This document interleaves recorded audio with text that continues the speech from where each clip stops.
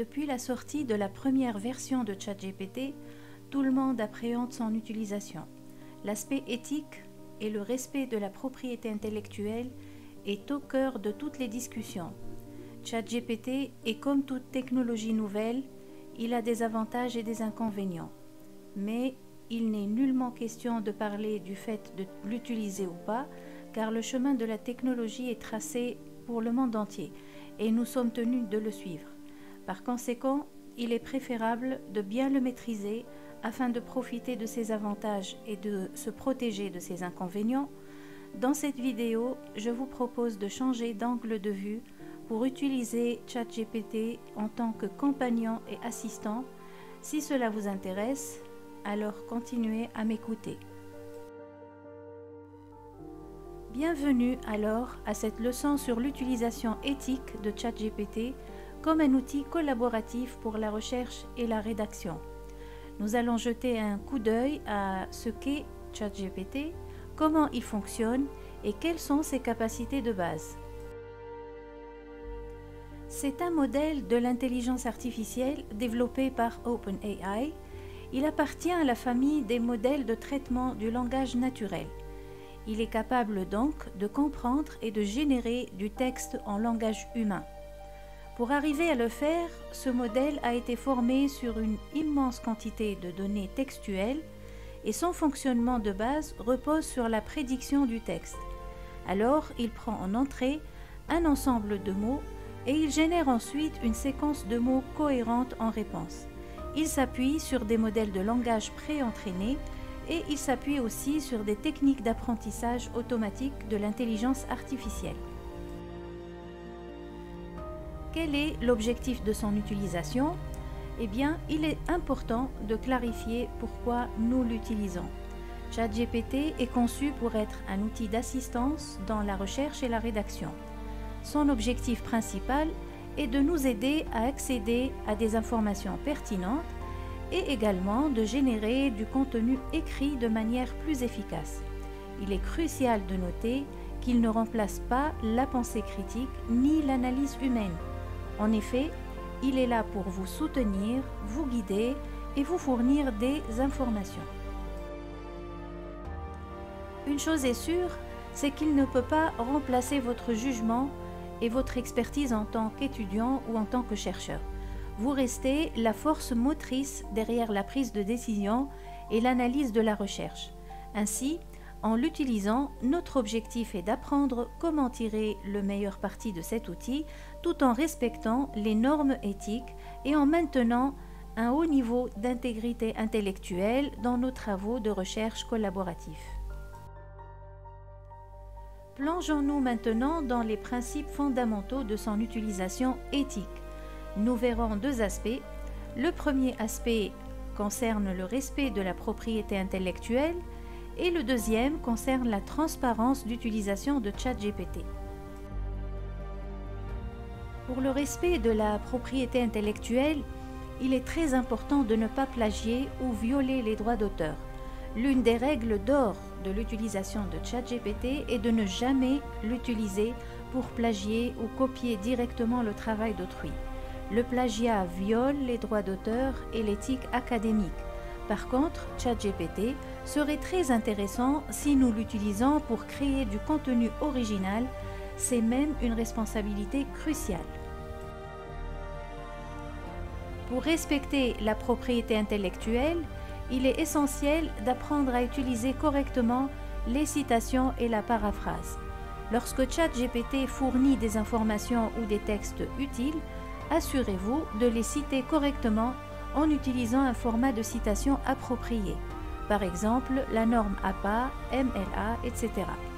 De même, lorsque vous paraphrasez le contenu généré par ChatGPT, veillez à réorganiser les idées de manière originale tout en indiquant toujours vos sources.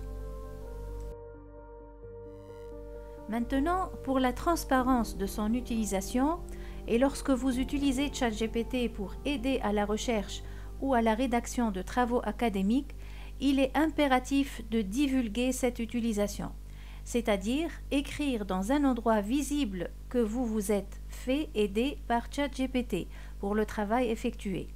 La transparence est essentielle pour maintenir l'intégrité académique et éthique de votre travail, c'est-à-dire lorsque vous soumettez un projet ou présentez un travail qui a bénéficié de l'assistance de ChatGPT, vous devez en informer clairement vos professeurs ou vos collègues ou tout simplement votre audience. Un deuxième élément important pour la transparence d'utilisation de ChatGPT concerne la documentation de son apport. En effet, pour garantir la transparence et créditer correctement le rôle de ChatGPT, il est recommandé de documenter comment il a été utilisé dans vos projets de recherche, c'est-à-dire inclure une section spécifique dans vos rapports ou articles où vous expliquez comment ChatGPT a contribué à la recherche, quel type de questions vous lui avez posées et comment vous avez utilisé ses réponses. Par conséquent, en respectant ces principes de base de l'utilisation éthique de ChatGPT, vous contribuerez à maintenir une conduite académique responsable et à garantir que votre travail reflète votre propre réflexion et votre engagement envers l'intégrité intellectuelle. Voici quelques bonnes pratiques pour interagir avec ChatGPT de manière efficace et productive. Comment formuler les questions à poser à ChatGPT? L'une des clés pour obtenir les meilleures réponses possibles de ChatGPT est de poser des questions précises et détaillées.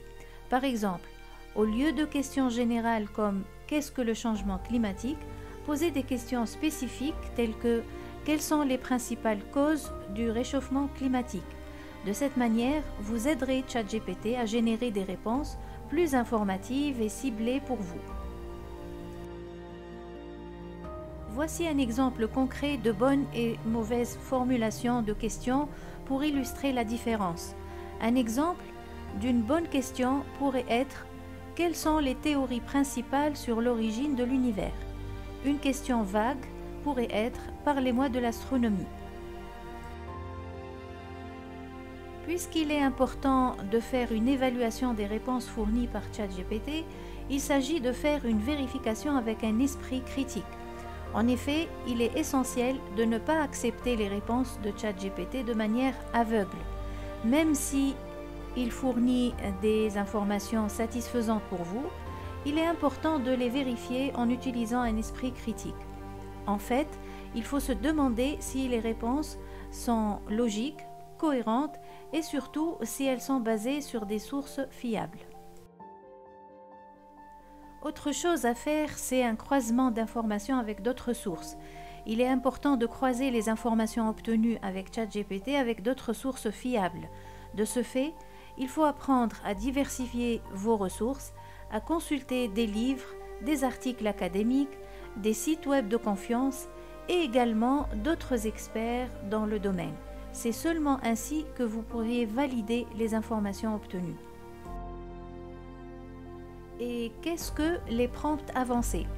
Les prompts en général sont des instructions données à ChatGPT pour orienter sa réponse.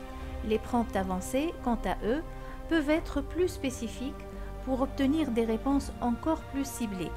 Exemple, au lieu de demander simplement « Qu'est-ce que la photosynthèse ?», utilisez un prompt avancé comme « Expliquer en détail le processus de la photosynthèse chez les plantes ». Comment des prompts avancés peuvent être utiles? Ils permettent de guider ChatGPT vers des réponses plus spécifiques et pertinentes pour vos projets de recherche.